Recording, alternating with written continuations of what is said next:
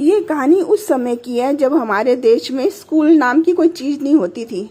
बच्चे एजुकेशन के लिए एक आश्रम में जाते थे और उस आश्रम में बहुत सारे बच्चों के साथ दो भाई भी रहते थे। उनमें से जो एक छोटा भाई था वो एवरेज बुद्धि का था, मतलब उसकी समझ कह सकते हो IQ लेवल कम था। उसकी एक आँख भी नहीं थी, उसका स्वभाव भी गुस्सैल था। खासकर जब कोई उसकी आँख के बारे में उसे ताना देता या उसका मजाक उड़ाता तो वह तेज खाकर उसे मारने भागता।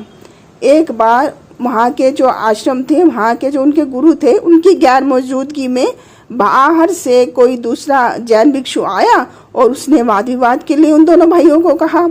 दोनों भाई उसी वक्त आश्रम में वापस लौट के आए थे, गए होंगे किसी काम धाम से, मुझे प्रैक्टिकली तो पता नहीं। जो बड़ा भाई था वो थका हुआ था, वो वाद विवाद के लिए तैयार नहीं था। उसने अपने छोटे भाई को कहा, जाके तू ही चला जा भिक्षु से मिलने, जो भी हो तो अपने लेवल पे निपटा लियो। फिर वो चला गया। कुछ समय बाद वो जो भिक्षु था वो हावता हुआ बड़े भाई के पास आया। उसने कहा, तुम्हारा भाई तो बहुत विद्वान है। उसने पूछा, कैसे? तो उसने कहा, बुद्ध एक है, इसका संकेत देने के लिए जब मैंने उसको एक उंगली दिखाई तो उसने मुझे दो उंगलियां दिखाकर याद दिलाया कि बुद्ध तो एक है, लेकिन उसके बताए तत्व भी तो है, और मैं मान गया। फिर जब मैंने तीन उंगलियां दिखाकर उससे कहा कि इस तरह तो बुद्ध, उनकी दी हुई सीख और संग तीनों को गिनना होगा। जानते हो तो उसने क्या कहा? उसने बड़े आवेश के साथ मुट्ठी भींच कर दिखाई, जिसका मतलब था तीनों एक में ही समाहित है, जिसे आत्मबोध कहते हैं। आपका बड़ा भाई बहुत ही विद्वान है, मैं अपनी हार मानता हूँ।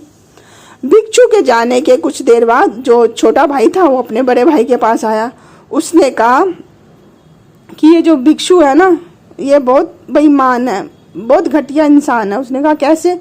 उसने कहा, इस भिक्षु ने मेरा अपमान किया, इसको छोड़ूंगा नहीं। बड़े भाई ने पूछा कि क्या हुआ, बता तो सही। तो उसने कहा कि उसने पहले मेरी आँख का मजाक उड़ाने के लिए एक उंगली दिखाई, फिर जब मैंने मजाक को नज़रअंदाज करते हुए दो उंगलियां दिखाकर उसे यह संकेत दिया कि दो आंखें पाकर वह कितना भाग्यवान है, तो वह तीन उंगलियां दिखाकर इशारे से ही बताने लगा कि हम दोनों की मिलाकर कुल 3 आंखें होती हैं, छोड़ूंगा नहीं उसे। कहानी समझ आई? अगर हाँ तो कमेंट करके बताएं।